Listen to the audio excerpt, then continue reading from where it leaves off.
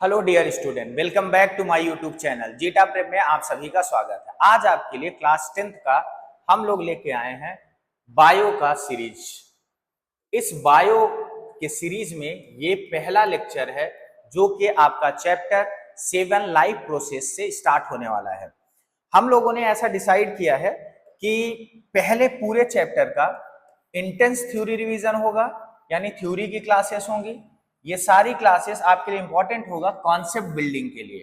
अगर ये सारी क्लासेस आप कर लेते हो तो all the objectives question 1 marks 2 marks 3 marks 4 and 5 marks जो भी क्वेश्चन बनेंगे वो आप यहाँ पे अरेंज कर सकते हो। जो दूसरा सीरीज हम लोगों का आएगा वो क्या होगा, वो सिर्फ क्वेश्चन प्रैक्टिस होगा। क्वेश्चन आंसर की प्रैक्टिस हम लोग करने वाले हैं, जिसमें से सारे ऑब्जेक्टिव, सारे क्वेश्चंस, सारे पीवाईक्यूज और प्रिडिक्टेड क्वेश्चन जो इस साल सीजी बोर्ड के लिए आने वाले हैं वो सारे क्वेश्चन का लेक्चर आपको मिलने वाला है। सो आप अगर जीटा प्रेप को सब्सक्राइब करके नहीं रखे हो तो जीटा प्रेप को सब्सक्राइब करके रखना। इंस्टाग्राम, व्हाट्सएप या फिर टेलीग्राम पे आप फॉलो करके रखना, जिससे आपको सारी ये नोट्स जो हम लोग प्रोवाइड करेंगे वो आपको आप तक पहुंचती रहे। तो इस चैप्टर का बायो के सीरीज का ये पहला लेक्चर जो आपके चैप्टर 7 में है, चैप्टर 7 जो कि बिलोंग करता है लाइफ प्रोसेस से। किससे बिलोंग करता है? लाइफ प्रोसेस के लिए बिलोंग करता है। इस चैप्टर में सबसे पहले हमें यह समझना पड़ेगा कि लाइफ प्रोसेस होता क्या है। जब हम वर्ड समझते हैं लाइफ, लाइफ का मतलब क्या है? लिविंग ऑर्गेनिज्म जो कि कोई ना कोई ग्रोथ फंक्शन या न्यूट्रिशन, डाइजेशन ये सब इन्वॉल्व होता होगा, वो हमारे लिए क्या है? लाइफ है। लाइफ मतलब जिसमें से कोई ना कोई ग्रोथ फंक्शन इन्वॉल्व होगा, उसको हम लोग क्या बोलते हैं? लाइफ। तो आप एज्यूम करो हमारे पूरे लाइफ के लिए ऐसी कौन कौन सी एसेंशियल और इंपॉर्टेंट जो एक्टिविटीज हैं for the life, maintaining of the life, for sustaining of the life, इन सब के लिए हमारे लिए क्या क्या चीजें जरूरी है। एज्यूम करके देखो, अपने लाइफ को रखो और चेक करके देखो कि हमें जिंदा रहने के लिए क्या क्या जरूरी है, कौन कौन से फंक्शन, कौन कौन सी चीजें जरूरी हैं। उस सारे फंक्शन को अगर एक साथ हम बोले तो क्या बोलेंगे? It is the life process. तो लाइफ प्रोसेस में आप अगर ध्यान देंगे तो लाइफ प्रोसेस में all the essential activities for the sustaining and the maintaining life, like nutritions, यानी जो हमारे न्यूट्रिएंट्स फूड हैं हमारे लाइफ के लिए जरूरी हैं। अगर हम खाएंगे नहीं तो जिंदा कैसे रहेंगे? आप पूछोगे सर खाएंगे क्यों? खाएंगे इसलिए क्योंकि हमारी लाइफ में एक चीज इन्वॉल्व है ग्रोथ, हमारी लाइफ में एक चीज इन्वॉल्व है एक्टिविटी। एक्टिविटी के लिए हमें क्या चाहिए? एनर्जी चाहिए। हमारी लाइफ के लिए क्या चाहिए? हमारे जो सेल्स हैं उनको मेंटेन करने के लिए क्या चाहिए? एनर्जी चाहिए, प्रोटीन चाहिए, कार्बोहाइड्रेट चाहिए, ऑल दी थिंग्स जो कि किसमें इन्वॉल्व है? लाइफ प्रोसेस में। तो लाइफ प्रोसेस को अगर डिफाइन किया जाए तो लाइफ प्रोसेस क्या है? It is the basic biological activities जो कि हमारी लाइफ को मेंटेन और सस्टेन करने के लिए जरूरी होगी, उसी को हम लोग क्या बोलेंगे? लाइफ प्रोसेस बोलेंगे। इस लाइफ प्रोसेस के लिए ये प्रोसेस क्या इंश्योर करेगा? सर्वाइवल, यानी हमें जिंदा रहना है। ग्रोथ इंश्योर करेगा कि लगातार ग्रोथ होती रहे, और कंटिन्यूटी ऑफ द लाइफ को इंश्योर करेगा कि लाइफ कंटिन्यूअस, यानी स्पीसीज की कंटिन्यूटी बनी रहेगी। तो all the activities which is essential for the maintaining, sustaining and the continuity of the life, वो क्या होता है? हमारा लाइफ प्रोसेस होता है। इसके लिए हमें क्या जरूरी होगा सर? न्यूट्रिशन जरूरी होगा। अगर नोट डाउन करके समझे तो हमारे लिए इस लाइफ प्रोसेस के लिए क्या क्या नेसेसरी होगा, तो आप बोलोगे सर न्यूट्रिएंट्स नेसेसरी होंगे, यानी हमारी लाइफ के लिए न्यूट्रिशन जरूरी होगा। हमारी लाइफ के लिए डाइजेशन जरूरी होगा। सर हम लोग खाएंगे वो तो डाइजेस्ट होना चाहिए। सर डाइजेस्ट होने के साथ हमारी सेल क्या करेंगी? एसिमिलेट करेंगे, यानी एसिमिलेशन जरूरी होगा। एसिमिलेशन के साथ जो वेस्ट मटेरियल हमारे बॉडी का होगा वो जरूरी होगा। मतलब इस लाइफ प्रोसेस के लिए डाइजेशन जरूरी होगा। सर डाइजेशन के साथ साथ, सॉरी डाइजेशन तो हो चुका है, डाइजेशन के साथ साथ हमारे लाइफ में जो वेस्ट मटेरियल है जो हमारी बॉडी को नहीं चाहिए, मतलब एक्सक्रीशन जरूरी होगा। एक्सक्रीशन के साथ साथ सर जिंदा रहने के लिए जो हम लोग कार्बोहाइड्रेट कंज्यूम करते हैं उस कार्बोहाइड्रेट को एनर्जी में कन्वर्ट होने के लिए क्या जरूरी होगा? रेस्पिरेशन जरूरी होगा। मतलब हमारे लाइफ के लिए रेस्पिरेशन होगा। सर इस कंटिन्यूटी ऑफ लाइफ के लिए क्या होगा? रिप्रोडक्शन जरूरी होगा। अगर रिप्रोडक्शन नहीं होगा तो लाइफ की कंटिन्यूटी क्या हो जाएगी? बंद हो जाएगी, मतलब आगे स्पीसीज बढ़ेंगे ही नहीं। सर उसके साथ साथ हमारे बॉडी में क्या होगा, कंट्रोल एंड कोऑर्डिनेशन जरूरी होगा, सर्कुलेशन जरूरी होगा कि ब्लड में ब्लड फ्लो, हमारे बॉडी में ब्लड फ्लो होता रहे, राइट, जिससे क्या होगा, एक जगह से दूसरे जगह तक न्यूट्रिशन ट्रेवल करता रहे, एक जगह से दूसरे जगह तक oxygen and carbon dioxide travel करता रहे, राइट, ऑल द थिंग, ये सब किसके अंडर में आते हैं, ये सब आते हैं लाइफ प्रोसेस के अंदर में, राइट। तो लाइफ प्रोसेस का आप समझ गए होंगे, सिंपल सरल भाषा में मतलब ये है कि हमें जीवन जीने के लिए, जिंदा रहने के लिए, जो हमारी बॉडी, जो हमारा लाइफ, जितनी फंक्शन, जितने प्रोसेस इन्वॉल्व करता है, जितना प्रोसेस होता है, वो सब किसके अंदर आता है, लाइफ प्रोसेस के अंदर आता है। So you have to understand कि लाइफ प्रोसेस क्या होता है। अब इस लाइफ प्रोसेस में हम अगर आगे बढ़ें तो सबसे पहला ही टॉपिक आता है सर न्यूट्रिशन क्या है। तो हमारी लाइफ को फंक्शन करने के लिए इंपॉर्टेंट कुछ न्यूट्रिएंट्स चाहिए, प्रोटीन चाहिए, कार्बोहाइड्रेट चाहिए, मिनरल चाहिए, फैट चाहिए, राइट। ये सारी चीजें हमारी बॉडी के लिए चाहिए। तो ये सब क्या है, न्यूट्रिएंट्स हैं। क्यों चाहिए sir, for because of the sustaining life, because of the maintaining life, because of the functioning well life. ये लाइफ को अच्छा काम करने के लिए, अच्छा एनर्जी प्रोड्यूस करने के लिए, हमारे सेल की ग्रोथ के लिए सब क्या चाहिए, न्यूट्रिएंट्स चाहिए। इस न्यूट्रिशन को ऑब्टेन करने का प्रोसेस ही क्या कहला जाता है, न्यूट्रिशन कहलाता है। मींस हमें ये कहता है the process by which an organism, कोई भी ऑर्गेनिज्म जो ऑब्टेन करता है न्यूट्रिएंट्स, कहां से ऑब्टेन करेगा सर, फूड, जो फूड से न्यूट्रिएंट्स ऑब्जेक्ट करेगा और उसका उपयोग किसमें करेगा, building, repairing and the obtaining energy, इन सब को क्या बोला जाएगा, न्यूट्रिशंस।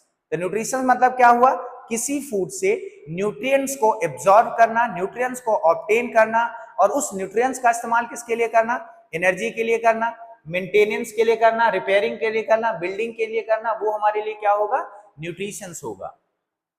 अब जो ह्यूमन हो या फिर कोई लिविंग बीइंग हो, उसका मोड ऑफ न्यूट्रिशंस क्या होता है, मतलब वो अपना फूड किस तरीके से ऑब्टेन करता है, कौन कौन से तरीके हैं फूड ऑब्टेन करने के लिए। तो यहाँ पे दो तरीके हम देखेंगे मोड्स ऑफ न्यूट्रिशंस के, एक तो ऑटोट्रॉफिक न्यूट्रिशंस, दूसरा हेटेरोट्रॉफिक न्यूट्रिशंस।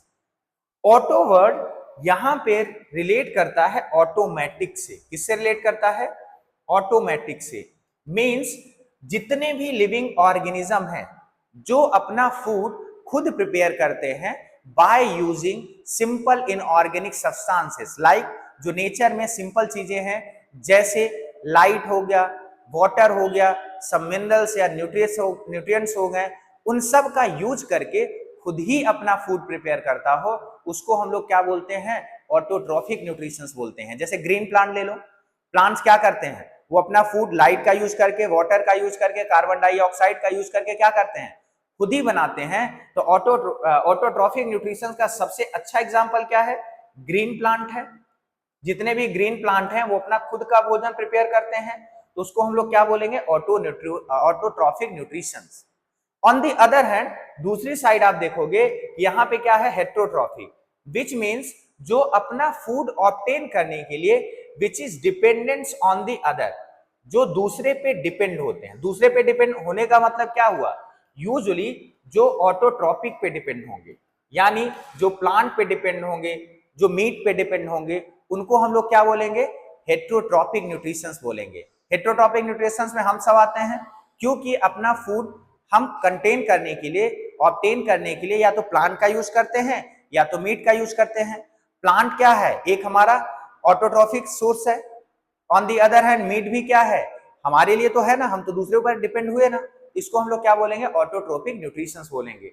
और इसका सबसे अच्छा एग्जांपल आपके लिए क्या है सर, ह्यूमन है, डॉग है, काऊ है, ये सब क्या है, किसके एग्जांपल हैं, ऑटोट्रॉपिक न्यूट्रिशंस के एग्जांपल हैं। तो हम लोग ऑटोट्रॉफिक न्यूट्रिशंस में से देखते हैं कि प्लांट जो है अपना फूड कैसे प्रिपेयर करते हैं। सो प्लांट जो अपना फूड प्रिपेयर करते हैं उसको हम लोग क्या बोलते हैं, फोटोसिंथेसिस बोलते हैं। सो ऑटोट्रॉपिक न्यूट्रिशन तो हमने समझ ही लिया, the process by which organism can obtain there own food from the simple inorganic substances, जो सिंपल इनऑर्गेनिक सब्सटेंसेस का यूज करके अपना फूड प्रिपेयर करते होंगे, मतलब नेचर से डायरेक्टली अपना फूड बनाते हैं by using the sunlight, carbon dioxide, water and etcetera, उसको क्या बोला जाएगा? ऑटोट्रॉपिक न्यूट्रिशंस बोला जाएगा। और इसके लिए example green plant and some bacteria which is the autotrophic. आगे बढ़ेंगे और हम समझेंगे कि प्लांट अपना फूड कैसे प्रिपेयर करते हैं। तो प्लांट अपना फूड प्रिपेयर करने के लिए आप ध्यान दोगे कि प्लांट को फूड प्रिपेयर करने के लिए क्या क्या जरूरी है। तो बोलोगे सर लाइट जरूरी है, लाइट एनर्जी। लाइट एनर्जी बोले जो उसमें लिखा है फोटोसिंथेसिस, तो फोटो का मतलब ही होता है light energy. Sir plant light energy का यूज करेंगे, दूसरी चीज किसका यूज करेंगे? सर वाटर का यूज करेंगे, वाटर का यूज मतलब मिनरल्स कंटेन करेंगे। सर और किसका यूज करेंगे? कार्बन डाइऑक्साइड का यूज करेंगे। सर और तीसरी चीज क्या यूज कर सकते हैं? तो यूज करते हैं क्लोरोफिल। क्लोरोफिल यह प्लांट में ऑलरेडी एक सब्सटेंस प्रेजेंस होता है ग्रीन प्लांट में, जिसको हम लोग क्या बोलते हैं? क्लोरोफिल बोलते हैं। इसको हम लोग डिटेल से आगे स्टोमेटा पढ़ेंगे, वहां पे देखेंगे। क्लोरोफिल क्या है? एक केमिकल सब्सटेंसेस है जिसके कारण प्लांट्स क्या दिखाई देते हैं? ग्रीन। तो ग्रीन कलर प्लांट्स में किसकी वजह से आता है? तो किसकी वजह से आता है? क्लोरोफिल। तो फोटोसिंथेसिस एक प्रोसेस है, the process by which green plant synthesize their own food by using simple inorganic substances like the sunlight, water and the carbon dioxide. तो जो प्लांट्स होते हैं वो अपना फूड किससे बनाते हैं? सिंपल और इनऑर्गेनिक सब्सटेंसेस का यूज करके, like the sunlight, water, carbon dioxide and some minerals, इनका यूज करके क्या बनाते हैं? फूड अपना प्रिपेयर करते हैं, जिसको हम लोग क्या बोलते हैं? फोटोसिंथेसिस बोलते हैं। तो फोटोसिंथेसिस अगर आपको समझ में आ गया होगा, तो फोटोसिंथेसिस के लिए आवश्यक या इंपॉर्टेंट केमिकल रिएक्शन क्या होता है? They are using carbon dioxide, 6 molecules of the carbon dioxide, and using the water molecules in the presence of the sunlight, sunlight बोले तो light energy, and the chlorophyll जो कि पत्तियों में प्रेजेंस होता है, ये ग्रीन पिगमेंट्स यानी ग्रीन सब्सटेंसेस है। और ये क्या बनाता है? ये बनाता है C6H12O6 which means ये बनाता है कार्बोहाइड्रेट। ये क्या बनाता है? कार्बोहाइड्रेट बनाता है। और इसी कार्बोहाइड्रेट का हम लोग यूज करते हैं फॉर द एनर्जी। और ये कार्बोहाइड्रेट हमारे प्लांट्स में किस फॉर्म में स्टोर होता है? तो ये स्टार्च के फॉर्म में स्टोर होता है, stores in the form of the starch. तो स्टार्च के फॉर्म में स्टोर होता है। ये कई बार ऑब्जेक्टिव में पूछ चुका है कि कार्बोहाइड्रेट प्लांट में किस फॉर्म में स्टोर होता है? स्टार्च के फॉर्म में स्टोर होता है। सर इसके साथ साथ क्या होगा? कार्बोहाइड्रेट तो बनाया, कार्बोहाइड्रेट बनाने के साथ साथ क्या करेगा? ऑक्सीजन रिलीज करेगा। यानी प्लांट हमें क्या प्रोवाइड करते हैं? Oxygen and the starch. And जो एक्स्ट्रा वाटर मॉलिक्यूल्स होगा वो इस्तेमाल करेगा, वो अपने बाकी के प्रोसेस के लिए क्या करेगा? इस्तेमाल करेगा। तो अगर एग्जाम में आपके क्वेश्चन आता है what do you mean by the photosynthesis, तो फोटोसिंथेसिस के लिए हमने क्या करा? इस फोटोसिंथेसिस के लिए देखा कि ग्रीन प्लांट्स की ये डेफिनेशन हमने लिख दी फोटोसिंथेसिस की, और इसके साथ हमने क्या लिख दिया? हमने लिख दिया केमिकल रिएक्शन। ये आपका क्वेश्चन बन जाएगा। कैसे बनेगा? What do you mean by the photosynthesis, तो आपको डेफिनेशन लिखना होगा और द केमिकल रिएक्शन लिखना होगा। और इस फोटोसिंथेसिस को हम लोग थोड़ा और आगे बढ़े तो देखते हैं फोटोसिंथेसिस में कौन कौन से स्टेप इन्वॉल्व है। तो सबसे पहले ग्रीन प्लांट करता क्या है? Absorption of the sunlight. जो सनलाइट होता है उसको एब्जॉर्ब करता है, और एब्जॉर्ब करने में मदद कौन करता है? क्लोरोफिल। ये क्लोरोफिल क्या होता है सर? ये क्लोरोप्लास्ट में ग्रीन सब्सटेंसेस प्रेजेंट होता है, जिसके कारण प्लांट कैसा दिखाई देता है? ग्रीन दिखाई देता है। ये तो केमिकल सब्सटेंसेस है। और इस क्लोरोफिल का उस पूरे फोटोसिंथेसिस में एक ही काम होगा कि सनलाइट को क्या करना? एब्जॉर्ब करना। जब सनलाइट एब्जॉर्ब हो जाएगी, यानी इस लाइट एनर्जी को क्या करा जाएगा? तोड़ा जाएगा केमिकल एनर्जी में, मतलब लाइट एनर्जी बदलेगी केमिकल एनर्जी में। और ये केमिकल एनर्जी क्या करेगा? इस वाटर मॉलिक्यूल्स जिसने एब्जॉर्ब किया था फोटोसिंथेसिस में, उस वाटर मॉलिक्यूल्स को तोड़ेगा, और किसमें तोड़ेगा? हाइड्रोजन एंड ऑक्सीजन में ब्रेक डाउन करेगा। ऑन द अदर हैंड फिर कार्बन डाइऑक्साइड का रिडक्शन होगा, जो रिडक्ट होके क्या बनाएगा? कार्बोहाइड्रेट बनाएगा। तो क्या क्या स्टेप इन्वॉल्व हुए? क्लोरोफिल ने क्या किया? क्लोरोफिल ने लाइट एनर्जी एब्जॉर्ब करी, लाइट एनर्जी किसमें बदली, केमिकल एनर्जी में बदली, केमिकल एनर्जी ने क्या किया, वाटर को ब्रेक डाउन किया, किसमें, हाइड्रोजन एंड द ऑक्सीजन में। On the other hand carbon dioxide redact हुआ, क्या बना दिया, कार्बोहाइड्रेट्स बना दिए। ओके, ये चीज समझ में आता है। तो अगर आप सोचोगे कि सर ये क्लोरोफिल होता कहां पे है, ये हमारा रिएक्शन है, इसको समझोगे तो पूछोगे सर ये क्लोरोफिल होता कहां पे है, ये कैसे लाइट को एब्जॉर्ब करता है, कैसे ऑक्सीजन रिलीज करता है, कैसे कार्बन डाइऑक्साइड क्या करता है, गेन करता है, वाटर मॉलिक्यूल्स का क्या रोल है, तो उसको समझने के लिए हमें क्या करना पड़ेगा, स्टोमेटा को समझना पड़ेगा।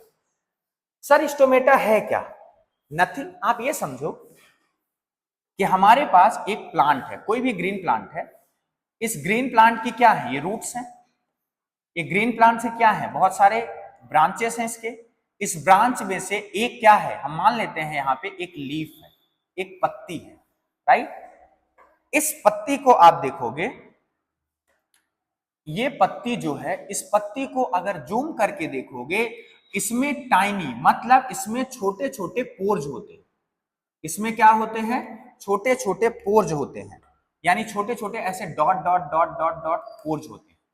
इसी जो छोटा छोटा पोर्स है ना, इसी को हम बोलते हैं स्टोमेटा। क्या बोलते हैं, स्टोमेटा बोलते हैं। तो स्टोमेटा क्या है, a tiny pores which is presence on the surface of the leaves, यानी छोटा छोटा पोर्स, छोटा छोटा हिस्सा, छोटा छोटा टुकड़ा जो कहां पे प्रेजेंस होगा, लीव्स में प्रेजेंस होगा, उसी को हम लोग क्या बोलेंगे, स्टोमेटा बोलेंगे। फिर बोलोगे सर स्टोमेटा का काम क्या होता होगा, स्टोमेटा का फंक्शन की बात करें तो स्टोमेटा का मेनली दो काम होता है, जस्ट सेकेंड, स्टोमेटा का यूजुअली दो काम होगा। सर पहला काम क्या होगा, पहला काम ये होगा कि पहला काम ये होगा कि हमें हेल्प करेगा एक्सचेंज ऑफ गैसेस के लिए। किसकी हेल्प करेगा, एक्सचेंज ऑफ गैसेस के लिए। सर एक्सचेंज ऑफ गैसेस का मतलब क्या हुआ कि हमने ये देखा कि किसी भी प्लांट को फूड प्रिपेयर करने के लिए कार्बन डाइऑक्साइड चाहिए, ये कार्बन डाइऑक्साइड को क्या करता है, एब्जॉर्ब करता है, यानी कार्बन डाइऑक्साइड को ये लेगा। अगर कार्बन डाइऑक्साइड को ये ले रहा है तो क्या रिलीज करेगा, ये ऑक्सीजन रिलीज करेगा। तो स्टोमेटा ही वो पोर्स है जहां से कार्बन डाइऑक्साइड एब्जॉर्ब होता है प्लांट में और क्या करता है, ऑक्सीजन रिलीज होता है। सर दूसरा काम क्या करेगा ये, तो दूसरा इसका काम होता है ट्रांसपीरेशन का। सर ये ट्रांसपीरेशन क्या है, ट्रांसपीरेशन प्रोसेस है जिसमें से लीफ में से वाटर लॉस होता है। वाटर लॉस के प्रोसेस को क्या बोलते हैं, ट्रांसपीरेशन बोलते हैं। तो स्टोमेटा क्या हुआ सर, स्टोमेटा हुआ कि it is the tiny pores present in the surface of leaves. तो जो टाइनी पोर्स है इस सरफेस पे देखो, ये लीव्स है, लीव्स का सरफेस है, सरफेस को जूम करके देखोगे तो छोटे छोटे छोटे क्या दिख रहे हैं, पोर्स दिख रहे हैं। इसी को हम लोग क्या बोलेंगे, इसी को बोलेंगे स्टोमेटा बोलेंगे। अब स्टोमेटा का सर क्या काम हुआ, स्टोमेटा का पहला काम हुआ एक्सचेंज ऑफ गैसेस का। एक्सचेंज ऑफ गैसेस किसका सर, O2 एंड CO2 का, राइट। वो CO2 क्या करेगा, लेगा, और O2 क्या करेगा, रिलीज करेगा। सर दूसरा काम क्या हुआ, ट्रांसपीरेशन का, मतलब ये वाटर लॉस करेगा। अब क्यों करेगा वाटर लॉस, तो इसके पीछे दो रीजन है। पहली बात, आप एज्यूम करो कि ये हमारा कोई प्लांट है और इसके ये रूट्स हैं, राइट। ये इसकी कुछ स्टेम्स हैं, इस स्टेम्स में मान लेते हैं यहां पे क्या है, ये लीव्स है, और यहीं से क्या चल रहा है सर, बोलोगे यहीं से चल रहा है ट्रांसपीरेशन। यहां से क्या चल रहा है, ट्रांसपीरेशन, मतलब वाटर लॉस हो रहा है। तो आप देखोगे कई बार जहां पे प्लांट्स होते हैं वहां पे आप माहौल ठंडा देखते हो, राइट। तो टेम्परेचर मेंटेन करने के लिए ये क्या करता है, वाटर लॉस करता है। वो इन्वायरमेंट में टेम्परेचर उस प्लांट के लिए सस्टेनेबल हो, उस प्लांट के लिए यूजफुल हो, उस प्लांट के लिए क्या हो, हेल्पफुल हो, उसके लिए क्या करता है, वाटर को लॉस करता है। वाटर यहां से क्या करता है, ट्रांसपीट करता है, वेपराइज करता है। सर सिर्फ इतना ही काम होगा टेम्परेचर मेंटेन करने का, नहीं सर दूसरा भी काम होगा। सर वाटर इस प्लांट को मिला कहां से, तो बोलोगे सर इस प्लांट को वाटर मिला, जस्ट सेकेंड, इस प्लांट को वाटर कहां से मिला, रूट से मिला। यानी जो अर्थ में है वो प्लांट है, इस ये क्या करेंगे, ये ट्रांसपोज होके या ट्रांसपिरेशन के थ्रू ये कहां पे पहुंचेगा, ये पहुंचेगा लीव्स में। और लीव्स में क्या चल रहा है, फोटोसिंथेसिस का प्रोसेस चल रहा है। और क्या चल रहा है, वाटर रिलीज करने का प्रोसेस चल रहा है। सर ये वाटर के साथ ना बोलोगे सर वाटर के साथ सिर्फ वाटर नहीं है, ये इंपॉर्टेंट मिनरल्स भी तो इस अर्थ से कंटेन करके इस सॉइल से ऊपर ले जा रहा है। क्यों, क्योंकि इसको भी तो फंक्शन करना है, इसकी भी तो लाइफ है, इसमें हार्मोन्स रिलीज होंगे, इसमें स्टार्च प्रोड्यूस होगा, इसको भी कई सारे सेल का ग्रोथ होगा, तो इसमें भी तो बहुत सारे मिनरल्स की रिक्वायरमेंट होगी। अगर सोचो एक बार पानी यहां से यहां तक चला गया और ये सारा डक्ट फुल है, जब सारा डक्ट फुल होगा तो वापस से पानी खींच सकता है क्या, नहीं। अगर ये लगातार यहां से ट्रांसपिरेट कर रहा है पानी, वेपराइज कर रहा है पानी, तो लगातार ये क्या करेगा, इस वाटर को सॉइल से क्या करता रहेगा, खींचता रहेगा।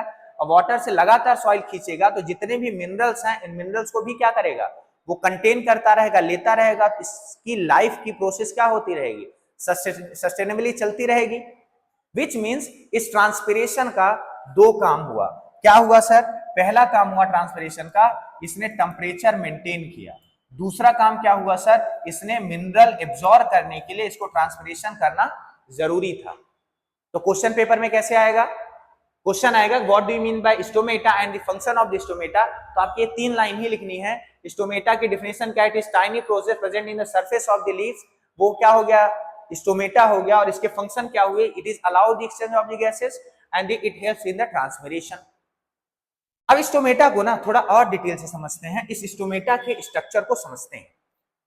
इस स्टोमेटा के स्ट्रक्चर को समझोगे तो स्टोमेटा हमें कुछ ऐसा दिखाई देता है। तो स्टोमेटा में आप देखोगे ये सबसे बाहर वाली लेयर है, ये जो आपको दिख रही है ये सबसे बाहर वाली लेयर है।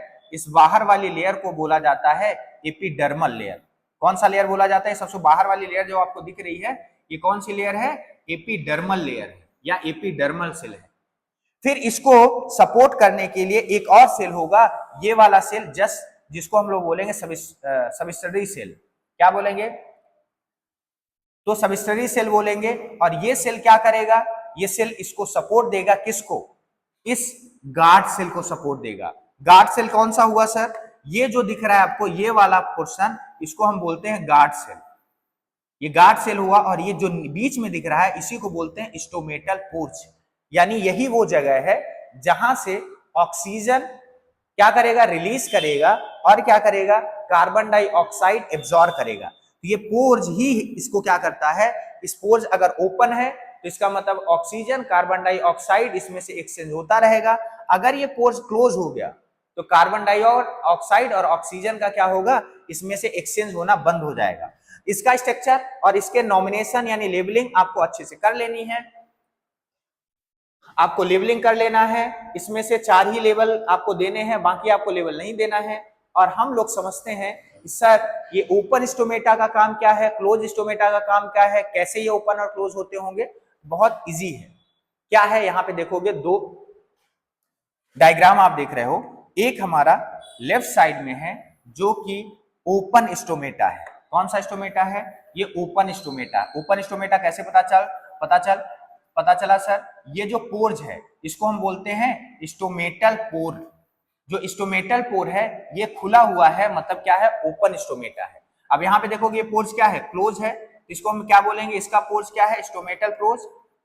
स्टोमेटल पोर्स कैसा है, ये क्लोज है, राइट। तो अगर ये पोर्स क्लोज है मतलब गैसेस का एक्सचेंज होना पॉसिबल नहीं है। अगर स्टोमेटल पोर्स ओपन है इसका मतलब यहाँ पे क्या चल रहा होगा, एक्सचेंज ऑफ गैसेस चल रहा होगा। क्या चल रहा है, exchange of gases, exchange of gases चल रहा है। एक्सचेंज ऑफ गैसेस ने क्या करा, तो बोलोगे सर इसने कार्बन डाइऑक्साइड लिया और रिलीज क्या किया, इसने ऑक्सीजन रिलीज किया। तो अगर स्टोमेटा खुला है मतलब एक्सचेंज ऑफ गैसेस पॉसिबल है। फिर बोलोगे सर स्टोमेटा खुला कैसे, तो क्या होता है कि जो ये ग्रीन पिगमेंट दिख रहे हैं आपको यहाँ पे, जो हमने अभी डिस्कस किया था, ये ग्रीन पिगमेंट, इसका नाम क्या है, इसका नाम है क्लोरोप्लास्ट। क्या नाम है, क्लोरोप्लास्ट नाम है। सर ये क्लोरोप्लास्ट करता क्या है, they are carrying the chlorophyll. इसके अंदर क्या भरा होता है, क्लोरोफिल भरा होता है। ये क्लोरोफिल क्या करेगा, जो इसमें से लाइट पड़ेगी, सनलाइट पड़ेगी, इस सनलाइट को एब्जॉर्ब करेगा, और सनलाइट को एब्जॉर्ब करते ही जो वाटर है, जो पानी है, वो पानी क्या होगा, इस गार्ड सेल में फ्लो करेगा, एक इस गार्ड सेल में इंटर करेगा। जब ये गार्ड सेल में वाटर इंटर करेगा तो ये गार्ड सेल क्या हो जाएगा, थिक हो जाएगा। मतलब ये गार्ड सेल कैसा हो गया, इस वाटर की एंट्री से, फ्लो से थिक हो गया, मोटा हो गया। जब ये थिक हो गया, मोटा हो गया, मतलब ये स्टोमेटल पोर्स क्या हो गया, खुल गया। जब स्टोमेटल पोर्स खुल गया, किसके कारण खुला सर, क्योंकि वाटर इसने क्या करा, इसमें flow into the water, guard cell में क्या हुआ, वाटर अंदर चला गया। जब ये वाटर अंदर गया तो पोर्स खुल गया, पोर्स खुल गया तो एक्सचेंज ऑफ गैसेस होना स्टार्ट हुआ, एक्सचेंज ऑफ गैसेस होना स्टार्ट हुआ, तो क्या हुआ, इसमें से एक्सचेंज ऑफ गैसेस प्रोसेस शुरू हुई। तो पहली बार, कई बार आपसे पूछ सकता है कि सर ये क्लोरोप्लास्ट क्या है, क्या पूछ सकता है, सर ये क्लोरोप्लास्ट क्या है।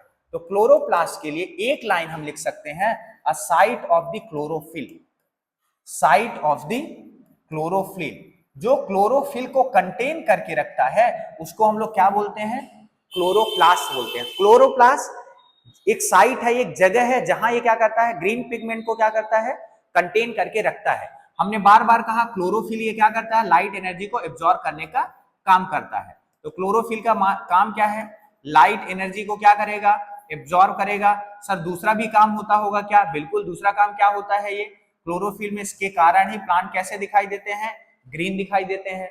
तो कलर के लिए रिस्पॉन्सिबल है, और ये क्या करता है, लाइट एनर्जी को एब्जॉर्ब करने के लिए रिस्पॉन्सिबल है। आई होप आपको ये पूरी चीज समझ में आई होगी। बहुत इजी टॉपिक है, एग्जाम में आपको लिखने के लिए 2-3 ही लाइन आएगा, बट आपको ये सारी की सारी अंडरस्टैंडिंग होनी चाहिए कि ये क्लोरोफिल क्या होता है, क्लोरोप्लास्ट क्या होता है, ट्रांसपिरेशन कैसे होता है, एक्सचेंज ऑफ गैसेस कैसे होता है। सो स्टोमेटा को खत्म करने के साथ हम लोग आगे बढ़ेंगे। तो यहाँ पे जैसे एक ऑब्जेक्टिव यहाँ पे डाल दिया गया है हमारे टीम द्वारा, तो पूछा गया है क्वेश्चन में, what is the which of the following the main function of the stomata, stomata का मेन काम क्या होता है। तो सिंपल है, क्या होता है, एक्सचेंज ऑफ गैसेस का। सो आगे बढ़ते हैं। अब हम आते हैं हेटेरोट्रॉफिक न्यूट्रिशन। तो जैसा कि हमने पहले डिस्कस किया था, autotrophic which is prepare food by own using the simple inorganic substances. Heterotrophic क्या होता है, which is prepare food dependent on the others, जो दूसरे पे डिपेंड होता है उसको हम लोग क्या कहते हैं, खुद का ये फूड नहीं बनाता, दूसरे पे डिपेंड होता है, और ये प्लांट या एनिमल पे डिपेंड होता है, जिसको हम लोग बोलते हैं हेटेरोट्रॉफिक न्यूट्रिशन। इसमें से कौन कौन आते हैं, ह्यूमन आता है, डॉग आता है, काऊ आता है, मैनी मोर थिंग। इस हेटेरोट्रॉफिक को हम लोग 3 पार्ट में डिवाइड करते हैं, एक तो होलोजोइक, दूसरा सेप्रोट्रॉफिक, तीसरा है पैरासिटिक। होलोजोइक क्या हुआ सर, सिंपल ऐसे सब्सटेंसेस, यानी ऐसे एनिमल्स या ऐसे ऑर्गेनिज्म जो कि कॉम्प्लेक्स सब्सटेंसेस को सिंपल सब्सटेंसेस में कन्वर्ट करने की क्षमता रखता है अपनी डाइजेशन की हेल्प से, उसको बोलते हैं holozoic nutrition. What does mean complex, जैसे समझो वी आर दी होलोजोइक, हम लोग किस में आते हैं, होलोजोइक न्यूट्रिशन में आते हैं। तो जैसे समझो हमने एक फूड कंज्यूम किया, उस फूड में प्रोटीन है, कार्बोहाइड्रेट है, फैट्स हैं, there are many more thing. तो पूरा का पूरा ये क्या होगा, कॉम्प्लेक्स सिस्टम होगा। उस कॉम्प्लेक्स सिस्टम को ये हम लोग क्या करेंगे, कंज्यूम करेंगे, डाइजेस्ट होगा, डाइजेस्ट होने के बाद ये ब्रेक डाउन कर देगा सिंपल सब्सटेंसेस में, और जो कि हमारा सेल क्या करेगा, उसका यूटिलाइज करेगा। तो इसको क्या बोलते हैं, यानी an organism which is break down the complex substances into the simple organic substances, उसको क्या बोला जाता है, होलोजोइक न्यूट्रिशंस बोला जाता है। सर ये होलोजोइक को भी, होलोजोइक के बाद हम लोग सेप्रोट्रॉफिक को भी पढ़ते हैं। सेप्रोट्रॉफिक क्या होता है, जो भी ऑर्गेनिज्म किस पे डिपेंड होते हैं, अपना फूड बनाते हैं किसी डेड सेल पे, डिकेइंग सेल पे, या रूटेन ऑर्गेनिक मटेरियल पे, उसको हम लोग क्या बोलते हैं, सेप्रोट्रॉफिक। तो आपने देखा होगा, मशरूम देखा होगा, फंगी देखा होगा, ये क्या करते हैं, कोई भी डेड सेल है उनका यूज करके अपना फूड क्या करते हैं, बनाते हैं, इसलिए उसको हमने किस कैटेगरी में रखा, सेप्रोट्रॉफिक में रखा, राइट। फिर आता है पैरासिटिक। पैरासिटिक में क्या होता है, कोई भी ऑर्गेनिज्म, लिविंग ऑर्गेनिज्म किसी भी दूसरे लिविंग ऑर्गेनिज्म या किसी भी दूसरे सेल के ऊपर या सेल के अंदर रहकर क्या करते हैं, अपना फूड प्रिपेयर करते हैं, यानी वो दूसरे लिविंग ऑर्गेनिज्म पे डिपेंड होकर अपना फूड बनाते हैं, इसलिए इसको हम लोग क्या बोलते हैं, पैरासिटिक न्यूट्रिशंस बोलते हैं। जैसे टैप वॉर्म्स है, जिसको हम लोग क्या बोलते हैं, केचुआ। केचुआ अपना खुद का खाना बनाता है क्या? नहीं। केचुआ को आपने देखा होगा किसी एनिमल की बॉडी में क्या करता है, एंटर करता है, उसी बॉडी के अंदर अपना फूड प्रिपेयर करता है और अपनी लाइफ को क्या करता है, सस्टेनेबली परफॉर्म करते रहता है। दूसरी तरफ लाइस है, तो ठीक है।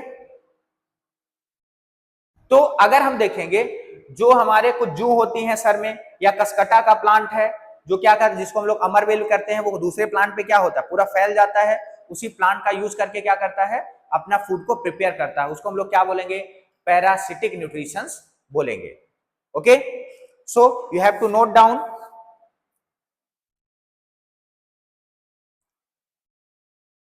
इसको नोट डाउन करो। इसके बाद हम लोग समझते हैं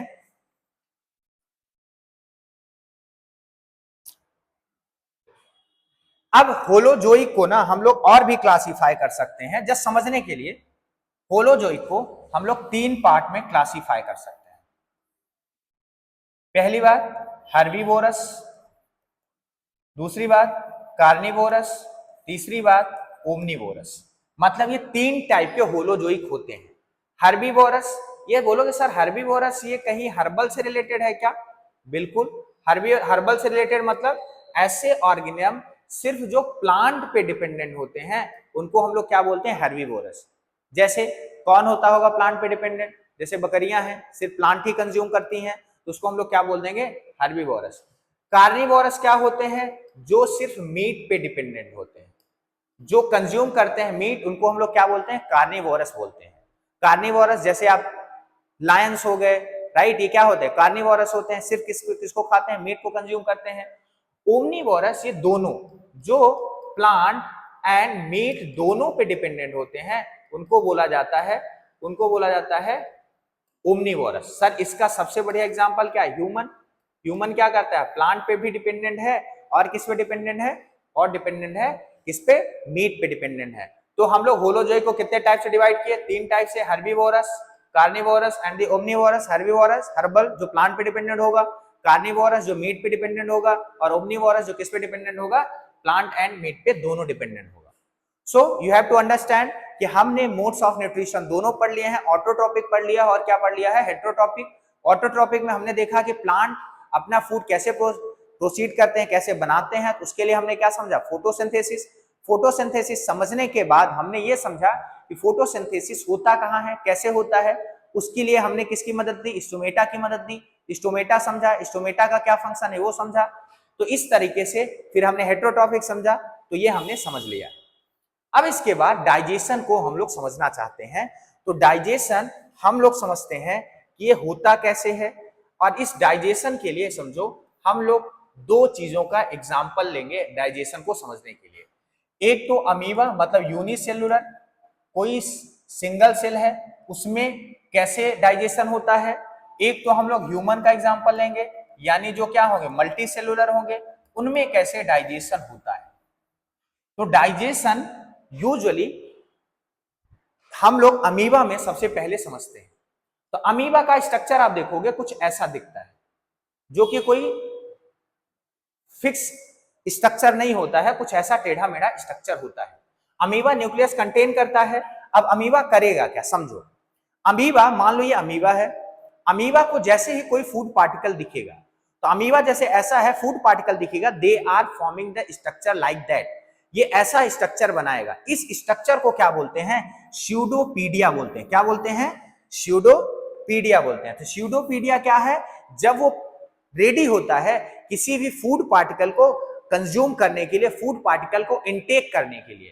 तो यहाँ पे क्या चल रहा है, बोलोगे सर ये फूड पार्टिकल इनटेक करने की कोशिश कर रहा है, ये फूड पार्टिकल इनटेक करने की कोशिश कर रहा है, और इस प्रोसेस का नाम होता है इंजेशन। कौन सा नाम होता है, इंजेशन। तो इंजेशन का अगर आपसे मतलब पूछ ले तो क्या होता है इंजेशन, इंजेशन क्या होता है, बाय यूजिंग फूड पार्टिकल या इनटेकिंग द फूड पार्टिकल, उसको हम लोग क्या बोलते हैं, इंजेशन बोलते हैं। इसने फूड पार्टिकल कंज्यूम किया तो ये क्या करेगा, वैक्यूला क्रिएट करेगा। वैक्यूला का मतलब एक स्पेस क्रिएट करेगा, जो फूड पार्टिकल को अंदर ले लेगा। तो आप यहां पे देख रहे होगे इसने क्या किया, एक वैक्यूला क्रिएट करा। क्या क्रिएट किया, वैक्यूल क्रिएट किया। तो वैक्यूल क्रिएट मतलब इसने फूड पार्टिकल को अंदर ले लिया है। अंदर लेने के बाद अब ये क्या करेगा, तो दूसरा प्रोसेस जिसको बोलते हैं डाइजेशन, अंदर लिया अब ये डाइजेशन करेगा। तो ये सेकेंड हमारा स्टेप है जो क्या है, डाइजेशन। पहला स्टेप क्या था सर, इंजेशन, मतलब फूड इनटेक किया। अब क्या करेगा, ये डाइजेस्ट करेगा। तो डाइजेशन, डाइजेशन करने के बाद जब इसने डाइजेस्ट कर लिया, फिर आप ये पूछ सकते हो सर डाइजेशन है क्या। डाइजेशन हमने अभी डिस्कस किया था। डाइजेशन का मतलब होता है कॉम्प्लेक्स सब्सटेंसेस को सिंपल सब्सटेंसेस में तोड़ेगा। इसने तोड़ा, तोड़ने के बाद ये क्या करेगा, अपने ही पूरे इस अमीबा में से पूरे के पूरी चीज को एब्जॉर्ब कर लेगा। जो इसमें से न्यूट्रिशन थे या न्यूट्रिएंट्स थे उसको क्या करा, एब्जॉर्ब किया। तो तीसरा स्टेप क्या हुआ, एब्जॉर्प्शन का। कौन सा स्टेप हुआ, एब्जॉर्प्शन का। इसने एब्जॉर्ब कर लिया। एब्जॉर्ब तो कर लिया, एब्जॉर्ब करने के बाद जो उसने फूड पार्टिकल एब्जॉर्ब किया होगा तो उसको यूज भी तो करेगा for the energy, for the maintaining, for the sustaining. इस प्रोसेस को बोला जाता है एसिमिलेशन। क्या बोला जाता है, एसिमिलेशन। तो एसिमिलेट भी कर लिया। तो जो फूड पार्टिकल इसने लिया था उसमें से पूरा तो यूज करेगा नहीं, उसमें से वेस्ट मटेरियल भी होगा जो काम का नहीं होगा। उस फूड पार्टिकल को ये क्या कर देगा, थ्रो कर देगा बाहर, जिसको हम बोलेंगे इजीशन। क्या बोलेंगे, इजीशन बोलेंगे, राइट।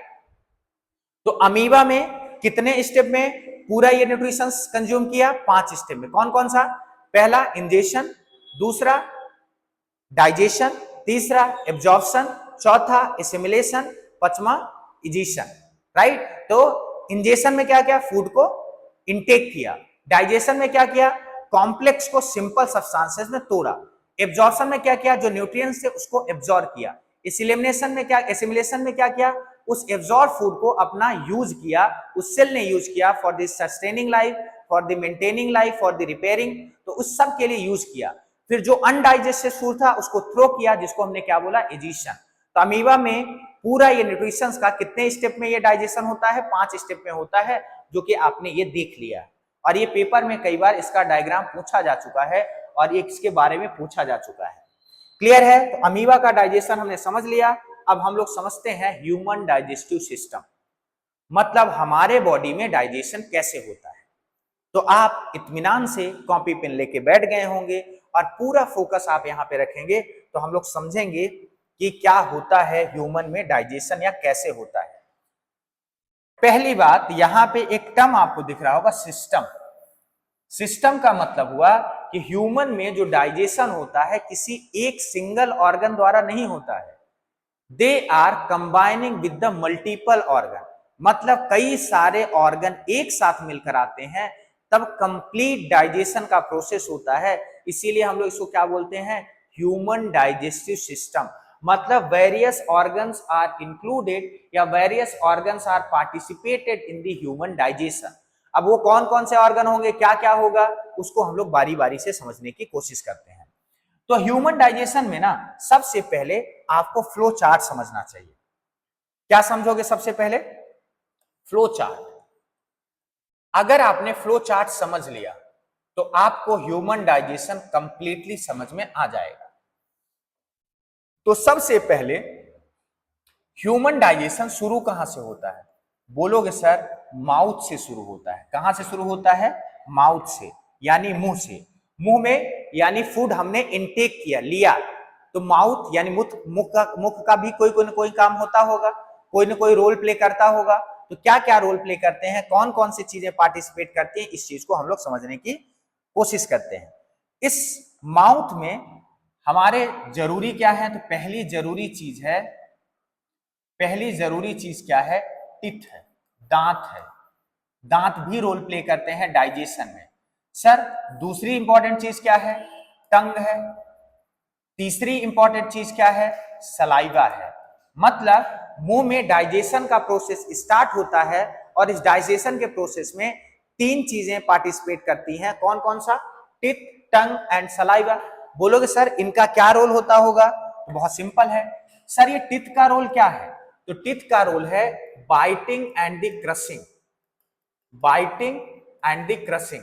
तो दांत हमारे लिए काम किसका करते हैं सर, अगर कोई फूड मटेरियल है उसको काटने का काटने के साथ साथ उसको छोटे छोटे पार्टिकल में तोड़ने का, क्रश करने का, तो उसका काम किसका होता है? ये टिथ का होता है। सर टंग का काम क्या होता है? तो टंग के मेनली दो काम है। पहला मिक्सिंग, ये मिक्स करने का काम करता है। सर क्या मिक्स करेगा? सलाइवा, थूक। ये थूक जो आप के मुंह में है, हमारे मुंह में है, ये इंपॉर्टेंट कंपोनेंट है हमारे डाइजेशन के लिए। वैसे थूक देख के बड़ा घिन आता होगा ना, कोई थूक दिया तो मतलब लगता है यू, राइट? तो अभी हम लोग क्या समझने वाले हैं कि यहाँ पे जो सलाइवा है, सलाइवा मतलब ये हमारे लिए कितना इंपॉर्टेंट रोल प्ले करता है। तो ये मिक्सिंग का काम करेगा। सर दूसरा काम क्या करे? टेस्ट का भी तो काम करता है। तो टंग का दो काम हुआ, क्या का काम हुआ? मिक्सिंग का और टेस्ट का। सर सलाइवा का काम क्या होगा? सलाइवा ये रिलीज होता है सलाइवरी ग्लैंड से, मतलब सलाइवा में होता है सलाइवरी एमाइलेज। क्या होता है? Salivary amylase. सलाइवरी एमाइलेज करेगा क्या? सर ये सलाइवरी एमाइलेज आता कहां से है? ये आता है सलाइवरी ग्लैंड से। कहां से आता है? Salivary gland. ये सर सलाइवरी ग्लैंड कहां पे होती है? कान है, कान के नीचे यहाँ पे छोटी सी एक शेप होता है जहां, जिसको हम बोलते हैं सलाइवरी ग्लैंड। ये सलाइवरी ग्लैंड क्या होती है? सलाइवा रिलीज करती है, मतलब इस तरीके से सलाइवा रिलीज करती है, और टंग के नीचे से सलाइवा क्या होता है? रिलीज होता है। सर ये सलाइवरी एमाइलेज करता क्या होगा? इसका मेन काम है कार्बोहाइड्रेट को डाइजेस्ट करने में हेल्प करना, या यूजुअली कह सकते हो सर ये स्टार्च को कन्वर्ट करता है कार्बोहाइड्रेट में। स्टार्च को क्या करता है? कन्वर्ट करता है। सर स्टार्च याद आ रहा है? फोटोसिंथेसिस, जो उसने कार्बोहाइड्रेट किस फॉर्म में स्टोर किया था? स्टार्च के फॉर्म में। अगर हम लोग प्लांट ऑब्टेन कर रहे हैं तो क्या करेगा? स्टार्च को डाइजेस्ट करने में, यानी कार्बोहाइड्रेट में क्या करेगा? मदद करेगा। तो माउथ यानी मुंह में क्या काम हुआ? तीन चीजें यहाँ पे थी। सलाइवरी ग्लैंड से सलाइवा रिलीज हुआ, टिथ था और टंग था। इसने क्या करा? यहाँ पे डाइजेशन का प्रोसेस शुरू हुआ। फिर ये आगे बढ़ेंगे। अच्छा हाँ, एक चीज और, सलाइवरी ग्लैंड में कई बार एक डिसीज होती है जिसको हम लोग क्या बोलते हैं? मम्स बोलते हैं। मम्स यानी गलसुआ, छोटी माता या गल माता बोलते हैं, जिसमें से एक साइड पूरा क्या होता है? फूल जाता है। तो उसमें से आपको तुरंत डॉक्टर के पास जाना चाहिए और मेडिसिन लेना चाहिए, वेट नहीं करना चाहिए। तो यहाँ पे बैक्टीरिया के कारण इन्फेक्शन होता है, जिसके कारण क्या होता है? मम्स हो जाता है। सर माउथ से आगे बढ़ेंगे, तो माउथ से आगे बढ़ेंगे तो यहाँ पे एक पाइप होगी जिसको हम लोग बोलेंगे ईसोफेगस। क्या बोलेंगे? एक पाइप होगी। इस पाइप का नाम क्या होगा? इस पाइप का नाम होगा ईसोफेगस। क्या नाम होगा? ईसोफेगस। ये ईसोफेगस मतलब जो मुंह से पाइप कहां तक जाएगी? ये जाएगी सीधा स्टमक तक जाएगी। मतलब ये कहां पे जाएगा? ये जाएगा स्टमक में। कहां पे जाएगा ये पाइप? स्टमक में जाएगी। तो जो मुंह से लेके स्टमक तक की पाइप होती है वो कौन सी पाइप होती है? ईसोफेगस। इस ईसोफेगस में जो फूड है वो किस फॉर्म में? पेरिस्टालसिस।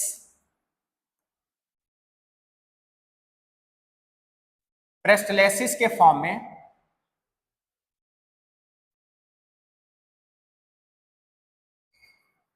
पेरिस्टालसिस के फॉर्म में क्या करता है? फूड ट्रांसफर होता है। कहां से ट्रांसफर होता है? From the mouth to the stomach. यहां पे एक चीज और होगा, आपने देखा होगा कि हमारे इस माउथ के बाद, लैरिंक्स के पार्ट के बाद, यहां पे ये दो हिस्सों में पाइप बढ़ जाती है। एक तो हमारी होती है फूड पाइप, जिसको हम लोग क्या बोलते हैं? ईसोफेगस। दूसरा हमारी होती है विंड पाइप, जिससे हम लोग क्या लेते हैं? सांस लेते हैं। तो यहां तक तो सेम ही पाइप है। इसके बाद ये दो पाइप अलग अलग हो जाती है। एक लंग्स में जाती है जो सांस लेने के काम में आती है, दूसरा ये सीधा स्टमक में जाता है जो फूड को माउथ से लेके स्टमक तक पहुंचाने में काम करता है। ये दोनों पाइप एक साथ काम नहीं करते। इसमें एक क्या लगा होता है? हुक लगा होता है। हुक कैसे काम करता है? हुक काम करता है कि कोई भी फूड पार्टिकल अगर हम लोग उसको क्या करें? स्वेल करें, यानी उसको हम लोग खाएं, तो उसके बाद वो फूड पार्टिकल लंग्स में ना जाए तो हुक होता है। हुक मतलब ऐसे समझो, इस तरीके से हुक होगा, जैसे ही फूड पार्टिकल पड़ेगा ये क्या होगा? खुलेगा। किसको ब्लॉक कर देगा? विंड पाइप को ब्लॉक कर देगा और खिसक के खाना कहां पहुंच जाएगा? पहुंच जाएगा स्टमक में। तो आप ऐसा देखे होगे, एज्यूम किए होगे कि खाना खाते समय जब आप स्वेल करते हो, घुटकते हो, तब उस समय आपको क्या लगता है? तब उस समय आप सांस नहीं ले सकते, और आपने जबरदस्ती सांस लेने की कोशिश की तो जो फूड मटेरियल है, फूड पार्टिकल है, वो कहां पे चले जाएगा? लंग्स में। और लंग्स में जाएगा तो आपको या तो बहुत तेज खांसी आएगी जिससे वो लंग्स में पार्टिकल बाहर आ जाए, या फिर आपकी ज्यादा पार्टिकल, हार्मफुल पार्टिकल गया तो डेथ भी हो सकती है। दूसरी चीज, कई बार आप ऐसा सोचे हो, हम लोग खाना खा लेते हैं, उल्टा लटक जाते हैं तो खाना बाहर आता है क्या? नहीं। क्यों नहीं आता? क्योंकि हुक क्या करता है, इसको क्या करता है, रोक के रखता है कि कोई भी जो हमारा बैकफ्लो ना हो, कोई भी फूड पार्टिकल अपने से बाहर ना आ जाए, उसका क्या हो, बैकफ्लो ना हो, उसको रोकता है। तो कई बार जब आपको वॉमिटिंग होती, उल्टी होती है, उल्टी होने के पहले आप अचानक से नहीं करते हो, पहले क्या करते हो, ओ मतलब ऐसा आप बनाते हो, जिससे क्या होता है, ये पूरा पाइप खुलता है, उसके बाद स्टमक से आपका मटेरियल क्या होता है, बाहर आता है। तो स्टमक में पहुंचा, किसके थ्रू पहुंचा, इसोफेगस के थ्रू पहुंचा। अब इसोफेगस में कौन सा प्रोसेस होता है, पेरिस्टाल्सिस होता है। इस पेरिस्टाल्सिस को क्या बोलते हैं, ये फूड ये कॉन्ट्रैक्शन और एक्सपांशन के थ्रू क्या होता है, पहुंचता है। और ये हो सकता है आपके एग्जाम में इसकी डेफिनेशन पूछी जा सके। तो पेरिस्टाल्सिस क्या है, the process of the digestion, जिसमें कॉन्ट्रैक्शन और एक्सपांशन के थ्रू फूड क्या करता है, ट्रेवल करता है टू द इसोफेगस।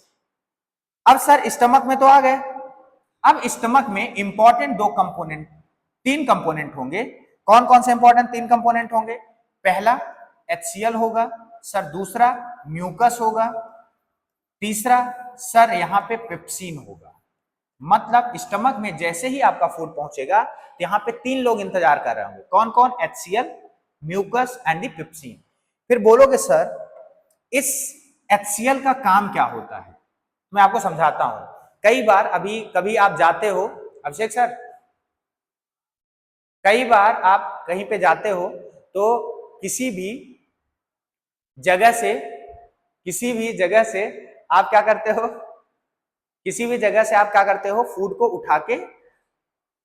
उठा के खा लेते हो डायरेक्ट। जब फूड को उठा के आप डायरेक्ट खा लेते हो तब क्या होगा, तो उसमें कई सारे हार्मफुल बैक्टीरिया होते हैं जो हमें क्या कर सकते हैं, नुकसान पहुंचा सकते हैं, यानी हार्म कर सकते हैं। वो हार्मफुल बैक्टीरिया हमें हार्म करें इससे पहले HCl क्या करेगा, उनको ही निपटा देगा। मतलब HCl का पहला इंपॉर्टेंट काम क्या होता है, इसका पहला इंपॉर्टेंट काम होता है किल दी बैक्टीरिया, किल दी हार्मफुल बैक्टीरिया।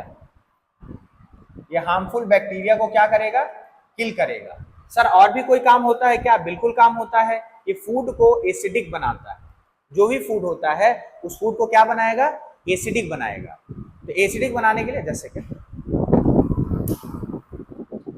फूड को एसिडिक बनाने के लिए क्या करेगा, क्यों करेगा, क्योंकि फर्दर डाइजेशन के लिए फूड का एसिडिक होना नेसेसरी है। तो HCl आपने एसिड पढ़ा होगा सर, बोलोगे सर ये HCl पेट में होता है, नुकसान नहीं करता? नुकसान कर सकता है, बट यह डाइल्यूटेड होता है। क्योंकि HCl क्या कर सकता है, हमारे स्किन को हार्म कर सकता है ना। ये क्या है, एसिड, जो हार्ड एसिड होते हैं, जो स्ट्रॉन्ग एसिड होते हैं, हमारे स्किन को हार्म कर सकते हैं। लेकिन HCl क्या होता है, डाइल्यूटेड। डाइल्यूटेड का मतलब समझो थोड़ा एसिड होता है, बहुत ज्यादा पानी होता है। तो क्या होता है, ये डाइल्यूटेड होता है। और दूसरी चीज क्या होता है, ये म्यूकस जो है ना, ये इस एसिड जो हमारा स्टमक का वॉल है उसको खराब ना करे, उसको नुकसान ना पहुंचाए। म्यूकस क्या करता है, उसको प्रोटेक्ट करता है। इस म्यूकस का काम क्या हुआ, protect the inner lining, protect the inner lining of the wall. ये वॉल की इनर लाइनिंग को क्या करेगा, प्रोटेक्ट करेगा, राइट। तो ये म्यूकस का दूसरा काम हमने पता कर लिया कि म्यूकस का काम क्या होता है, वॉल को नुकसान ना पहुंचाए, इसलिए म्यूकस है। तीसरी चीज पेप्सिन, ये एंजाइम है। ये एंजाइम क्या करता है, प्रोटीन को डाइजेस्ट करने में हेल्प करता है। कौन से प्रोटीन, खासकर जो मिल्क में प्रोटीन होते हैं, केसीन जैसा प्रोटीन होता है, ये क्या करता है, उसको डाइजेस्ट करने में हेल्प करता है। तो कई बार आपने जो न्यूबॉर्न बेबी देखे होंगे, उनका फूड कहाँ पे ही डाइजेस्ट हो जाता है, स्टमक में ही डाइजेस्ट हो जाता है। वो जल्दी ही डाइजेस्ट होता है, इसीलिए उनको जल्दी जल्दी क्या लगती है, भूख लगती है। लेकिन हम लोग अगर, हमारा डाइजेशन पूरा स्टमक में होगा क्या, बिल्कुल नहीं। अभी आगे भी प्रोसेस है, वहां पे देखेंगे। Some of the digestion take place, यहाँ पे एब्जॉर्प्शन होता है, प्रोटीन का एब्जॉर्प्शन होता है, और किसके थ्रू होता है, पेप्सिन के थ्रू होता है। इस स्टमक में ना खाना लगभग 3 से 4 घंटे तक रहता है। कितने घंटे रहता है, 3 से 4 घंटे तक स्टमक में खाना रहता है। फिर ये क्या होगा, ये थोड़ा आगे खिसकेगा और आगे खिसकेगा और पहुंचेगा कहां पे, पहुंचेगा स्मॉल इंटेस्टाइन में। कहां पे पहुंचेगा, एंड डोंट वरी, इसको समझते जाना। इसका पूरा फ्लो चार्ट अगर आपको याद रहेगा तो आपको अभी जस्ट हम लोग डायग्राम के थ्रू समझेंगे, बहुत इजी है, समझ आ जाएगा। सर स्मॉल इंटेस्टाइन में पहुंच गए, तो स्मॉल इंटेस्टाइन में क्या होता होगा? तो स्मॉल इंटेस्टाइन में यहां पे इंपॉर्टेंट दो ऑर्गन काम आते हैं। पहला ऑर्गन है लीवर। पहला ऑर्गन कौन सा है? लीवर है। दूसरा ऑर्गन कौन सा है? पेनक्रियाज है। ये लीवर और पेनक्रियाज क्या करते हैं? ये दोनों डाइजेशन में हेल्प करते हैं, मतलब ये एंजाइम रिलीज करते हैं। तो बोलोगे सर पेनक्रियाज यानी लीवर का काम क्या करता होगा? तो लीवर क्या करता है? बाइल जूस प्रोड्यूस करता है। क्या प्रोड्यूस करेगा? Bile juice. ये सर बाइल जूस का काम क्या होता होगा? तो बाइल जूस का काम होता है एमल्सिफिकेशन ऑफ द फैट। ये फैट को क्या करता है? एमल्सिफिकेशन करता है, जो कि क्या करेगा? फैट के डाइजेशन और एब्जॉर्प्शन में हेल्प करेगा। सर बाइल जूस लगभग 1 से 2 लीटर या 2 से 3 लीटर रिलीज होता है। अगर ज्यादा हो गया बाइल जूस तो क्या होगा? बाइल जूस ज्यादा हो गया तो ये स्टोर होता है। और कहां पे स्टोर होता है? ये स्टोर होता है गॉल ब्लैडर में। कहां पे स्टोर होगा? गॉल ब्लैडर में। तो लीवर ने क्या रिलीज किया? Bile juice. बाइल जूस क्या काम करेगा? Emulsification of the fat. अगर ज्यादा हो गया बाइल जूस तो स्टोर होगा। कहां पे स्टोर होगा? इस गॉल ब्लैडर में होगा। इन सब की लोकेशन भी हम देखेंगे, कौन कहां पे प्रेजेंस होता है एंड सो ऑन। सर ये पेनक्रियाज का काम क्या होता होगा? तो पेनक्रियाज का काम होता है, पेनक्रियाज यहां पे 3 एंजाइम रिलीज करता है, जिसको हम लोग क्या बोलते हैं? जिसको हम बोलते हैं टॉल। क्या बोलते हैं? याद रखना इसका शॉर्ट फॉर्म क्या है? टॉल। TAL। टॉल मतलब होता है ट्रिप्सिन। टॉल का मतलब क्या है? ट्रिप्सिन। ए का मतलब क्या है? एमाइलेज। एल का मतलब क्या है? लाइपेज। मतलब इस पेनक्रियाज से 3 इंपॉर्टेंट एंजाइम रिलीज होते हैं, जिसको हम लोग क्या बोलते हैं? Trypsin, amylase and lipase. Just second.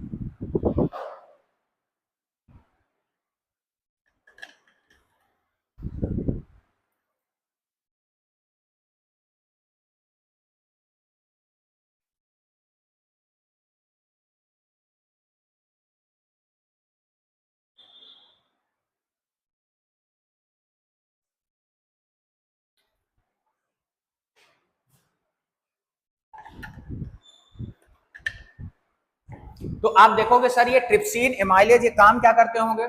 मैं इसको थोड़ा ऊपर कर लेता हूं जिससे आपको और समझ आए। तो ये ट्रिप्सिन, एमाइलेज का ये बहुत इंपॉर्टेंट काम है।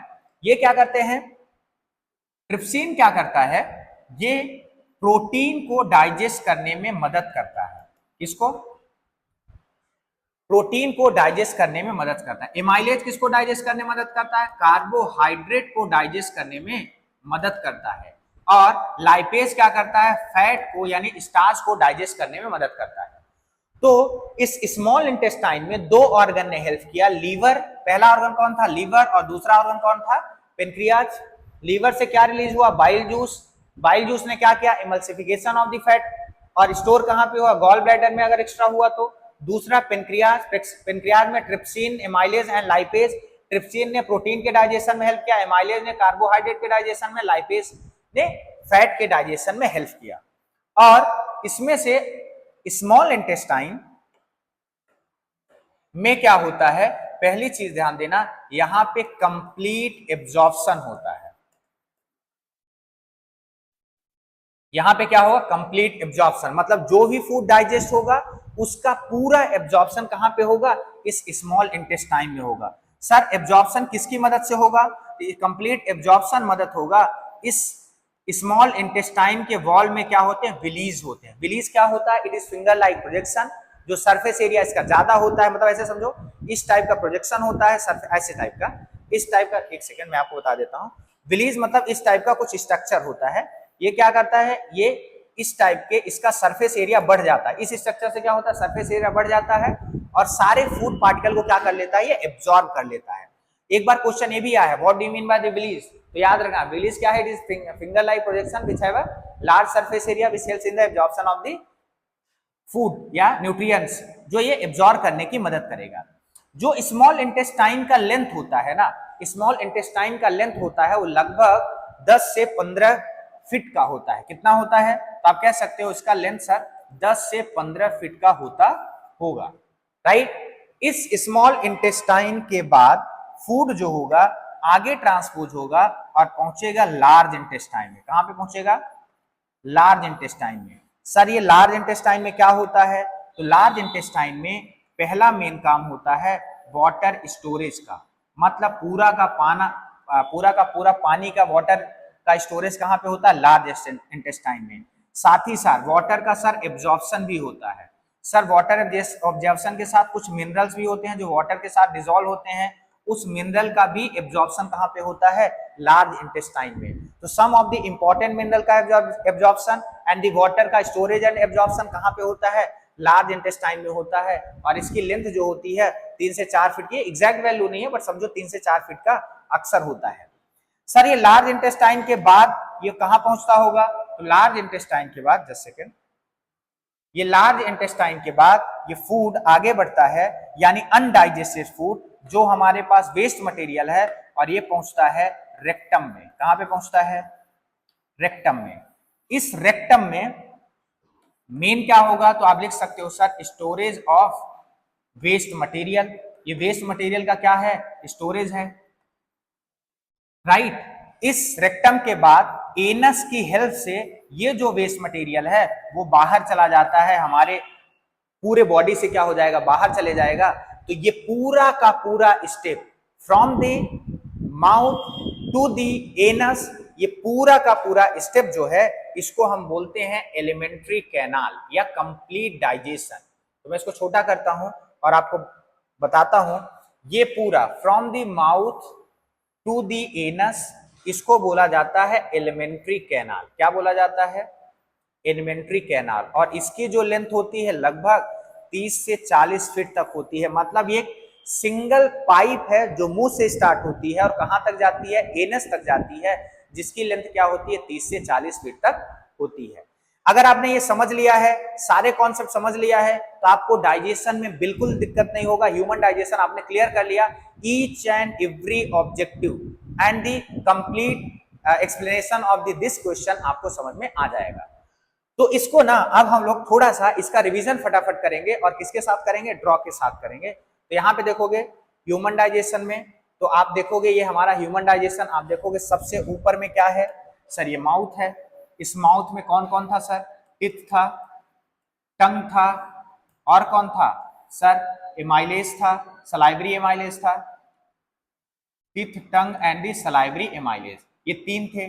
टिथ ने क्या काम किया सर? टिथ ने क्रशिंग का काम किया, बाइटिंग का काम किया। टंग ने क्या काम किया? टेस्ट का काम किया। और किसका काम किया? और क्या किया? मिक्सिंग का काम किया। सलाइवा कहां से निकला? सलाइवरी एमाइलेज से निकला। सलाइवा कहां से निकला? Salivary amylase, sorry salivary gland से निकला। क्या रिलीज किया? Salivary amylase. ये क्या करेगा? स्टार्च को कार्बोहाइड्रेट में कन्वर्ट करने के लिए मदद करेगा। फिर ये फूड पार्टिकल खिसकेगा, और ये जो पाइप यहां से यहां तक दिख रही है इसको हम लोग क्या बोलेंगे? ईसोफेगस बोलेंगे। ईसोफेगस में कौन सा प्रोसेस चल रहा था सर? पेरिस्टाल्सिस का प्रोसेस चल रहा था, जिसके कारण फूड पार्टिकल कहां होगा?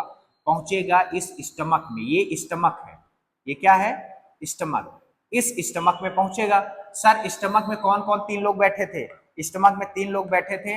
एक तो हमारा HCl बैठा था, दूसरा कौन था? म्यूकस था, तीसरा कौन था सर? पेप्सिन था। HCl काम क्या करेगा? फूड को एसिडिक बनाने का काम करेगा और बैक्टीरिया को किल करेगा। म्यूकस क्या करेगा? इस वॉल को, इस स्टमक की वॉल को क्या करेगा? प्रोटेक्ट करने का काम करेगा। स्टमक की वॉल को प्रोटेक्ट किया। प्रोटेक्ट करने के बाद जो पेप्सिन है इसने प्रोटीन के डाइजेशन में हेल्प करी। फिर ये यहाँ पे देखोगे, इसके बाद ये पहुंचेगा, ये स्मॉल इंटेस्टाइन है। ये रस्सी जैसे मुड़ी हुई दिख रही है पूरा, ये स्मॉल इंटेस्टाइन है। इस स्मॉल इंटेस्टाइन में इसमें 2 ऑर्गन है। सर 2 ऑर्गन कौन कौन से हैं? तो पहली बात तो 2 ऑर्गन है, एक यहाँ पे लीवर दिख रहा है आपको, ये दिख रहा है लीवर, और दूसरा यहाँ पे ये दिख रहा है पेनक्रियास। तो इस लीवर ने क्या काम किया? तो बोलोगे सर लीवर ने बाइल जूस निकाला। क्या निकाला? Bile juice. इस बाइल जूस ने क्या करा? इमल्सिफिकेशन ऑफ फैट करा। सर बाइल जूस ज्यादा इकट्ठा हुआ, तो ये देखो यहाँ पे इसी के पास एक गॉल ब्लैडर है, ये क्या करेगा? इस बाइल जूस अगर ज्यादा हुआ तो गॉल ब्लैडर में जाके इकट्ठा हो जाएगा, जब जरूरत पड़ेगी क्या करेगा? देगा। सर पेनक्रियाज है ये, यस पेनक्रियाज है। इस पेनक्रियाज से क्या रिलीज हुआ? टॉल रिलीज हुआ। टॉल्यून यानी trypsin, amylase and the lipase. Trypsin ने क्या किया सर? प्रोटीन डाइजेस्ट किया। एमाइलेज ने क्या किया? कार्बोहाइड्रेट। लाइपेज ने क्या किया? फैट को डाइजेशन में हेल्प करी। राइट। इसमें दो ऑर्गन, ये लीवर है, इसको दे रहा है ये मटेरियल, और ये पेनक्रियाज है, ये इसको दे रहा है मटेरियल। और यहीं पे क्या हुआ, कंप्लीट एब्जॉर्प्शन हुआ, स्मॉल इंटेस्टाइन में ही क्या हुआ, कंप्लीट एब्जॉर्प्शन हुआ। एब्जॉर्ब होने के बाद ये क्या दे देगा, ब्लड को दे देगा, ब्लड क्या करेगा, पूरे बॉडी में सर्कुलेट कर देगा। फिर ये फूड ट्रेवल करेगा, ट्रेवल करने के बाद ये पहुंचेगा लार्ज इंटेस्टाइन, ये दिख रहा है आपको, ये लार्ज इंटेस्टाइन है, ये लार्ज इंटेस्टाइन में पहुंचेगा। लार्ज इंटेस्टाइन क्या है सर, लार्ज इंटेस्टाइन में वाटर स्टोरेज है, ये क्या है, वाटर स्टोरेज है। और क्या करता है, मिनरल को एब्जॉर्ब करता है, वाटर को एब्जॉर्ब करता है सर। इसके बाद रेक्टम में पहुंचेगा, और रेक्टम में क्या होता है, वेस्ट मटेरियल स्टोर होता है। इसके बाद एनस में, एनस के थ्रू क्या होगा, हमारा जो वेस्ट मटेरियल है वो बाहर चला जाएगा। तो यहां से यहां तक का ये पूरा प्रोसेस वन वे होता है, यानी एलिमेंट्री कैनाल बोलते हैं इसको, यहां से यहां तक। और ये आपको हर एक ऑर्गन कहां पे प्लेस्ड है, यहां भी देख सकते हो, ये हमारा डायफ्राम है, ये हमारा लीवर है, ये हमारा पेनक्रियाज है, ये हमारा स्मॉल इंटेस्टाइन है, ये हमारा लार्ज इंटेस्टाइन है, और इसके बाद ये हमारा रेक्टम है, रेक्टम के बाद ये एनस है, राइट। ये हमारा ईसोफेगस है, इधर क्या होगा, माउथ होगा। ये पूरा प्रोसेस आपका ह्यूमन डाइजेस्टिव सिस्टम है, ईच एंड एवरीथिंग, हर एक ऑब्जेक्टिव, चाहे जितना भी जैसे भी बनाए, एक भी आपसे ना तो ऑब्जेक्टिव छूटेगा ना तो क्वेश्चन छूटेगा, एंड सो ऑन। फिर बोलोगे सर ये जो प्रोसेस है ना ह्यूमन डाइजेशन का, ये कितने स्टेप में पूरा होता है, कितने स्टेप में होता है, 5 स्टेप में। कितने स्टेप में, 5। पहला स्टेप क्या है सर, पहला स्टेप है इंजेशन। इंजेशन का मतलब होता है टेकिंग ऑफ फूड या इनटेक फूड, फूड इनटेक ही हमारा क्या कहलाएगा, इंजेशन कहलाएगा सर। दूसरा काम क्या होगा, डाइजेशन। सर डाइजेशन क्या कर रहा है, डाइजेशन कॉम्प्लेक्स सब्सटेंसेस को सिंपल सब्सटेंसेस में क्या कर रहा है, कन्वर्ट कर रहा है। फिर क्या हुआ सर, एब्जॉर्प्शन। एब्जॉर्प्शन किसकी मदद से हुआ, जो बिलीज हैं, बिलीज की मदद से एब्जॉर्ब हुआ, मतलब पूरे के पूरे न्यूट्रिएंट फूड्स क्या करेंगे, उस बिलीज के थ्रू एब्जॉर्ब हो जाएंगे, जिसको हम लोग क्या बोलेंगे, एब्जॉर्प्शन। फिर सर एसिमिलेशन हुआ। एसिमिलेशन का मतलब हुआ, ऐसे समझो, हमने खाना खाया, खा लिया, पेट तक गया, स्मॉल इंटेस्टाइन तक गया, डाइजेस्ट हो गया। स्मॉल इंटेस्टाइन में क्या हुआ, एब्जॉर्ब हो गया। एब्जॉर्ब होने के बाद ब्लड को दे देगा, ब्लड क्या करेगा, पूरे बॉडी में सर्कुलेट करेगा। सर्कुलेट करने के बाद मतलब जितने भी बॉडी में सेल प्रेजेंस है, उस हर एक सेल को ये न्यूट्रिएंट्स फूड डिलीवर कर देगा। वो सेल क्या करेंगे, इसका यूज करेंगे ग्रोथ के लिए, एसिमिलेशन के लिए, ग्रोथ के लिए, या फिर एनर्जी के लिए, या तो रिपेयरिंग के लिए, या तो मेंटेनिंग के लिए। इस प्रोसेस को क्या बोला जाता है, एसिमिलेशन। मतलब utilization of the absorbing food, उसको क्या बोला जाएगा, एसिमिलेशन। इनमें से कोई सी भी डेफिनेशन पूछी जा सकती है, एक लाइन की डेफिनेशन है, बहुत इजी है, आप कर सकते हो। Means utilization of the absorbing food for the energy growth and tissue repair, इसको हम लोग क्या बोलेंगे, एसिमिलेशन बोलेंगे। फिर एक्सक्रीशन। एक्सक्रीशन क्या हुआ सर, जो अनडाइजेस्टेड फूड है, यानी वेस्ट मटेरियल है, जो हमारे बॉडी को जरूरत नहीं है, उसको क्या कर देगा, बाहर कर देगा, उसको हम लोग क्या बोलेंगे, इजेशन बोलेंगे। और ये आपका ह्यूमन डाइजेशन क्या होता है, खत्म होता है। अगर आपने इस लेक्चर को कंप्लीट डेडिकेटेड तरीके से देखा है, तो आपको लिखने में कोई भी दिक्कत होने वाली नहीं है। सो ह्यूमन डाइजेस्टिव सिस्टम अगर डिटेल में आता है 5 मार्क्स क्वेश्चन टाइप का, हमने यहाँ पे इसको क्या कर दिया, अटैच कर दिया है। ईच एंड एवरीथिंग, हर एक पार्ट ऑफ द ऑर्गन को डिटेल में हमने आपको बताया है, वही सेम चीज इसमें लिखा गया है, और इसका यूज आप कर सकते हो। तो वीडियो को पॉज करके आप लिख सकते हो, ये है stomach and small intestine, each and everything, हर एक चीज वही लिखा हुआ है, आप इसको एग्जाम में इस वे में लिख सकते हो। On the other hand absorption and large intestine rectum, ये आपका हो गया। और इसको हमने एक माइंड मैप भी बनाया है, इस माइंड मैप को भी आप पॉज करके देख सकते हो, जो आपको एक लाइन में समझ में आ जाएगा।